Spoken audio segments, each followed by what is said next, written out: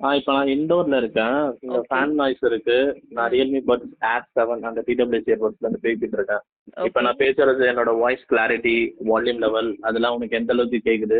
பேக்ரவுண்ட்ல fan noise எப்படி இருக்கு? கிளாரிட்டி எல்லாமே எப்படி இருக்குன்னு சொல்லு.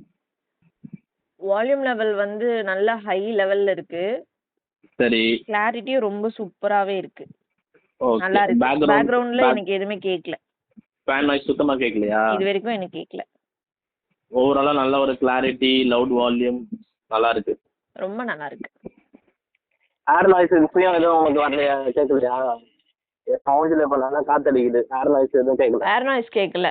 இந்த வண்டி மூவ்மெண்ட் ஆன் சவுண்ட்ஸ் தான் கேக்குது. இப்போ நான் ஒரு ரோட் சைடில் இருக்கேன். இப்போ நான் பேசுறது என்னோட வாய்ஸ் கிளாரிட்டி, வால்யூம் லெவல்லாம் எப்படி இருக்கு?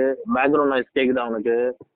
ஆன் நாய்ஸ், வண்டி மூமெண்ட் அந்த மாதிரி இப்போ எப்படி இருக்கு?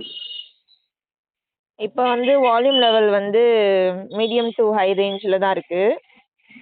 ஓகே. பேக்ரவுண்ட்ல வந்து இந்த வண்டி மூவ்மெண்ட் ஆன் சவுண்ட்ஸ் அதெல்லாம் தான் கேக்குது. ஆனா வந்து அது அந்த அளவுக்கு டிஸ்டர்பன்ஸா இல்ல. ஸோ அப்போ ஃபுல் அண்ட் ஃபுல் இப்போ நான் பேசுறது தான் உனக்கு நல்லா கிளாரிட்டியாக தான் கேட்குது. ஆமா. சரி, இப்போ இன்டோரில் பேசும்போது அதே மாதிரி கிளாரிட்டி இப்போ அவுட்டோர்லேயும் உனக்கு இருக்கா? அந்த இல்லை ஏதாவது கிளாரிட்டி டிஃபரன்ஸ் இருக்கா?